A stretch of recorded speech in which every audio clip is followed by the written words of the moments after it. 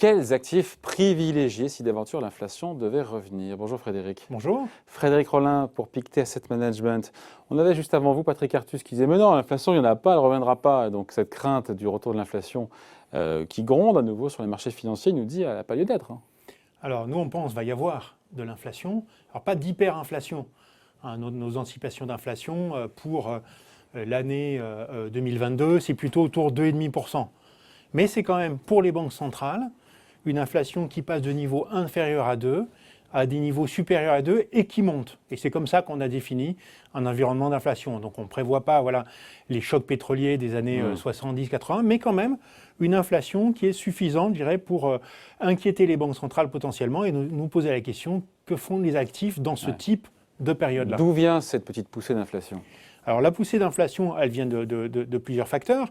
D'abord, beaucoup de chèques de relance. La demande mondiale est plutôt forte. Il y a des pays qui ont déconfiné aussi, la Chine depuis longtemps, donc le consommateur est bien là. Et puis en face, beaucoup de production qui est en retard, en fait.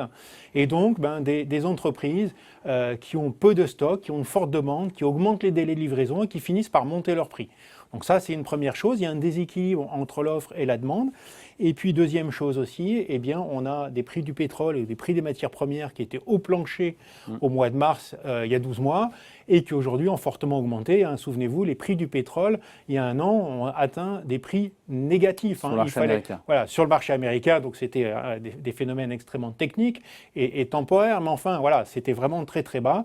Là, le pétrole est fortement remonté, et ça crée naturellement de l'inflation. Pour nous, l'inflation aux États-Unis devrait dépasser les 3,5%. Temporairement, parce qu'il y a un effet de base, un prix du pétrole très bas, puis qui remonte, pour ensuite, cet effet de base étant digéré, quand même s'établir sur des niveaux de l'ordre de 2,5%, parce qu'il y a... Mais pas d'inflation sur les salaires, nous dit Patrick Artus. Oui, mais alors, pas aujourd'hui, mais l'hypothèse que font beaucoup d'économistes et que font aussi les marchés financiers, c'est que ces chèques de relance et ces plans extrêmement importants d'infrastructures, on parle quand même de 2000 milliards, enfin 1900 milliards, pardonnez-moi, mais enfin 100 milliards, qu'est-ce que c'est maintenant, une paille, et puis 3000 milliards sur les infrastructures, ça va créer des emplois. Et donc, on a le sentiment, nous, et c'est l'hypothèse du marché, peut-être on aura tort, mais que les États-Unis vont rejoindre leur trajectoire naturelle de croissance, leur potentiel de croissance, plus tôt que prévu. Ça veut dire que l'emploi américain va s'améliorer très très rapidement et qu'on pourrait revoir ces phénomènes qu'on a eus en fin de dernier cycle, en 2018 et 2019, de hausse de salaire et donc de persistance de l'inflation. Alors 2,5%, c'est pas énorme, mais quand même, c'est... Il y a une forme de normalisation de l'inflation, et dans ce contexte-là, comment, particulier notamment, épargnants, on se prépare? Comment on se prépare et on se dit quelles sont les classes d'actifs qui peuvent en profiter ou qu'il faut délaisser? Alors nous, on a regardé 9 classes d'actifs, alors je ne vais pas les lister, mais les actions, différentes classes obligataires, l'or, les matières premières. Et ce qu'on voit, c'est qu'en général, quand il y a de l'inflation, il y a beaucoup de classes d'actifs qui performent plutôt bien. Typiquement, l'or, les matières premières vont performer bien, les obligations indexées sur l'inflation, c'est normal, les coupons augmentent, mais assez souvent quand même, les bons du Trésor vont plutôt mal performer. Et puis les actions, finalement, dans les périodes de hausse de l'inflation, ont plutôt tendance à, en moyenne, depuis les années 50, aux États-Unis, ont plutôt tendance à moins bien performer dans des périodes où l'inflation est au-dessus de 2% et continue de monter. Donc il ne faut pas avoir d'action. Alors, après, il faut regarder... Mais dis pas tout son contraire. Voilà, il faut regarder, parce qu'effectivement, au fond, l'inflation est importante pour les actifs financiers, c'est très important pour l'obligataire, c'est très important pour l'or, c'est très important pour les matières premières, qui évidemment sont à la fois dépendantes de l'inflation puis créatrices d'inflation, donc elles ont un lien très étroit. Pour les actions, ce qui va être important, c'est non seulement l'inflation, mais la croissance économique.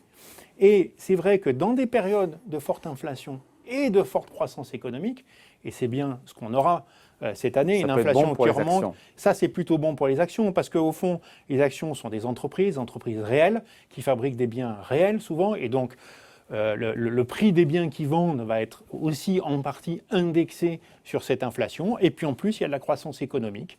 Et là, évidemment, que cette croissance économique, c'est plus de volume, c'est souvent en plus de marge, on fait des économies d'échelle.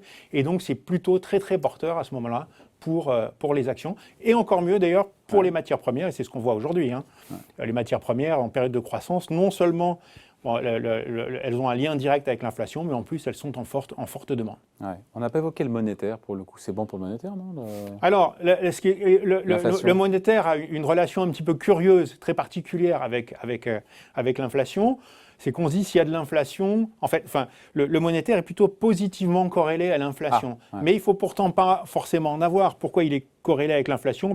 Parce que quand l'inflation remonte, souvent les politiques des banques centrales se resserrent, les taux remontent et donc la rémunération du monétaire est meilleure. Mais attention, en brut, par rapport à l'inflation, souvent on se fait grignoter. Ouais. Pour le monétaire, rarement sur la longue période, le meilleur placement. C'est un placement défensif. Conclusion alors, Frédéric. Conclusion, si on synthétise ce qu'on a dit là.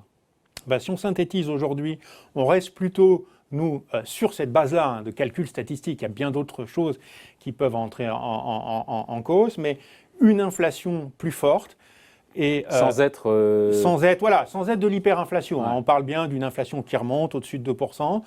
C'est plutôt bon pour les matières premières, naturellement. C'est aussi plutôt bon pour les marchés actions.